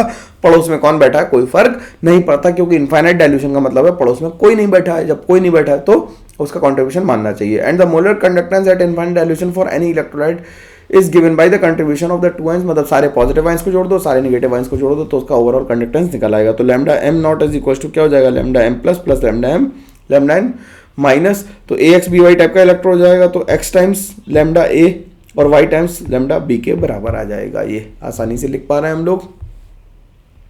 ठीक, इस क्वेश्चन को लगाना मैंने पिछली बार लगाया था, फिर से एक बार ट्राई करके देख लेना, सारी इक्वेशंस लिखना और बिल्कुल हेस लॉ की तरह इसे सॉल्व करा जा सकता है, आसानी से हो जाएगा सॉल्व ये. ठीक, अब बात आती है बैटरीज की. Batteries have one or more than one cell connected in series. उसमें क्या होता है, एक से ज्यादा सेल क्या होते हैं, कनेक्टेड होते हैं सीरीज में. The function of batteries is to convert chemical energy into electrical energy and the battery should be light होनी चाहिए, हल्की होनी चाहिए. लिथियम आयन बैटरी अगर इतनी भारी लगा दें कि गाड़ी सरक ही ना पाए तो क्या फायदा है ऐसी बैटरी का. तो battery should be light, compact and its voltage should not vary appreciably during its use. तो बैटरी दो तरह की होती है, प्राइमरी बैटरी और सेकेंडरी बैटरी. प्राइमरी बैटरीज वो होती हैं the reaction occurs only once and use over a period of time the battery becomes dead and over a period of time they cannot be charged again. मतलब उन्हें दोबारा charge नहीं किया सकता. The most familiar examples of dry cell this type is dry cell मतलब lactance cell in which is used in clocks and transistor. pencil cell जो होते हैं वो हमारे प्राइमरी बैटरीज होते हैं. इसमें सेल में क्या होता है कि इसमें जिंक का एनोड होता है, ठीक, कैथोड होता है कार्बन का और MnO2 का, और उनके बीच का जो स्पेस होता है वो मॉइस्ट NH4Cl से भर दिया जाता है. NCERT का लिखा हुआ है, बिल्कुल मैं वही बता रहा हूँ. तो जिंक सॉलिड से जिंक 2+ बनता है, MnO2 NH4Cl और इलेक्ट्रॉन मिलके Mn को +3 में ले जाते हैं, और जो अमोनिया न्यूक्लियस है जिंक क्या करता है, कॉम्प्लेक्स बना के बना देता है. तो इससे जो EMF आता है वो 1.5 वोल्ट आता है. और इसका डायग्राम ये है कि हमने ये जिंक की जैकेट बना ली, कब बना लिया, उसमें MnO2 और कार्बन का ब्लैक का NH4Cl का पेस्ट भर दिया और कार्बन की रॉड को हमने क्या बना दिया, इलेक्ट्रोड बना दिया. फिर mercury cell, this type of cell is used in low current devices like hearing aids and watches. It consist of zinc amalgam as anode and part of HgO and carbon act as cathode. तो reaction लिख सकते हैं, electrolyte is a paste of KOH and ZnO. ठीक है, तो anode यार इसे जल्दी जल्दी करने का मतलब ये कि इतना इंपॉर्टेंट नहीं है, जैसे मैं जल्दी पढ़ दूँ समझ लो वो कम इंपॉर्टेंट है. तो Zn mercury plus 2OH means ZnO plus water plus 2 electrons, और कैथोड पे ये रिएक्शंस हो रही हैं. इन्हें याद ही रखना, कोई इनका ऑप्शन नहीं है, इन्हें ध्यान रखोगे तो आसानी रहेगी. HgO वाटर से मिलकर Hg सॉलिड और OH माइनस बना देता है. अब सेकेंडरी बैटरीज इंपॉर्टेंट है. ये इंपॉर्टेंट है क्योंकि ये हमारे इन्वर्टर्स में है और रिचार्जेबल बैटरीज हैं, इसलिए लिथियम आयन बैटरीज और ये सारी कैसे हैं, सेकेंडरी सेल्स हैं. A good secondary cell can undergo a large number of charging and discharging cycle. मतलब कई बार हो पाए तभी तो मोबाइल बार बार रिचार्ज और डिस्चार्ज कर रहे हो. The most important cell is a lead storage battery. Lead कैसा एनोड की तरह काम करता है and grid of lead packed PbO2 act as cathode. 38% solution H2SO4 का यूज्ड एज इलेक्ट्रोलाइट. तो Pb सॉलिड SO4 से रिएक्शन की तो क्या हो गया, PbSO4 बन गया, और PbO2 SO4 और H+ से रिएक्शन करके PbSO4 बन गया कैथोड एनोड पे. ये डिस्चार्जिंग के लिए रिएक्शंस, अगर हम इसे चार्जिंग के लिए करेंगे तो क्या होगा, कैथोड एनोड में कन्वर्ट हो जाएगा और एनोड कैथोड में कन्वर्ट हो जाएगा. तो कैथोड जब PbO2 है तो क्या है, तब डिस्चार्ज हो रहा है, ये ध्यान रखना. ठीक, इसके बाद आती है बात फ्यूल सेल की. फ्यूल सेल में क्या करते हैं हम लोग कि हाइड्रोजन और ऑक्सीजन, हाइड्रोजन से चलने वाली कार हम लोगों के परिवहन मंत्री कह रहे हैं कि चलाएंगे, तो उसमें हम क्या करते हैं, aqueous solution, aqueous electrolyte. This is a polymer electrolyte membrane which allows the protons to pass through. Proton इससे पास हो सकते हैं. ठीक, इसमें कैथोड और एनोड बना लिए और प्लेटिनम रोडियम कैटलिस्ट लिया स्प्लिटिंग हाइड्रोजन करने के लिए. तो H2O2 माइनस से रिएक्शन करके H2O बना देती है और O2 कन्वर्ट होकर O2 माइनस बना देता है. ठीक है, अब इसके बाद कंडक्टोमेट्रिक टाइट्रेशंस की बात करते हैं. Conduction of ions depends upon किस पे होगा, चार्ज पे. Greater the charge greater will be the conduction, और साइज जितना छोटा होगा उतना कंडक्शन क्या होगा, ज्यादा होगा. हाइड्रेशन के इन्वर्सली प्रोपोर्शनल होगा. एक्सटेंट ऑफ हाइड्रेशन जितनी ज्यादा कंडक्टिविटी उतनी कम, हाइड्रेशन जितना ज्यादा आयनिक मोबिलिटी उतनी कम, हाइड्रेशन जितना ज्यादा साइज उतना कम होना चाहिए. ठीक, और हाइड्रेशन जितना ज्यादा चार्ज भी उतना ज्यादा होगा, जितना ज्यादा चार्ज होगा उतना ज्यादा हाइड्रेशन होगा. लाइट हाईएस्ट कंडक्टिविटी किसकी होती है, H प्लस आयन की, और उसके बाद OH माइनस की, बाकी उसके बाद आते हैं ग्रोथस मैकेनिज्म। जैसे हम लोग मान लो विनेगर खा लें या कुछ खा लें, तो वो हाइड्रोजन जो हमने विनेगर के फॉर्म में लिया वो हमारे ब्लड में नहीं मिलता है, कि वो क्या करता है, हाइड्रोजन ट्रांसफर कर देता है। इसे PCET कहते हैं, प्रोटॉन कपल्ड इलेक्ट्रॉन ट्रांसफर या इलेक्ट्रॉन कपल्ड प्रोटॉन ट्रांसफर। ठीक, टाइट्रेशन कर देते हैं, जैसे इलेक्ट्रॉन स्ट्रॉन्ग एसिड और स्ट्रॉन्ग बेस को अगर हम टाइट्रेट करेंगे तो हमने मान लिया कि हमारे पास HCl था, तो HCl में H प्लस कंडक्टिविटी ज़्यादा थी। जैसे जैसे OH माइनस गिरेगा क्या होगा, कंडक्टिविटी गिरती जाएगी और एक मिनिमम पे आएगी, जहाँ पे सारा का सारा क्या होगा, NaOH और HCl बराबर हो गए होंगे, तो इक्विवेलेंस पॉइंट आएगा और फिर OH माइनस की वजह से कंडक्टिविटी बढ़ जाएगी। ठीक, AgNO3 और KCl सोल्यूशन लेंगे तो क्या होगा, अब यहाँ पे कितने आयंस थे, देखो 2 आयंस थे, यहाँ पे भी कितने आयंस है, 2 आयंस है, क्योंकि AgCl तो क्या होगा, प्रेसिपिटेट। तो पहले क्या होगा, कंडक्टिविटी लगभग सेम रहेगी, कांस्टेंट का मतलब लगभग सेम रहेगी, और जो बढ़ेगी उसके बाद जो एक्सेस में KCl डाल रहे उसकी वजह से होगा। ठीक, तो ये कंडक्टोमेटिक टाइट्रेशन की बात हो गई। तो लगभग 1 घंटे में हम लोगों ने पूरी बात खत्म कर ली है अपनी, इसे रिवाइज कर लो भाई लोगों। और जो लोग पहली बार पढ़ रहे हैं, बिल्कुल इस वीडियो से पढ़ने के लिए तुम एलिजिबल नहीं हो, स्ट्रेट फॉरवर्ड बता रहा हूँ। ठीक है, चलो मिलते हैं हम लोग, तब तक के लिए thank you very much, take care, bye bye. अगला चैप्टर हम लोग केमिकल इक्विलिब्रियम करेंगे कल, और मैराथन लेने की कोशिश लूँगा जल्दी से। ठीक है, चलो ओके, बाय बाय।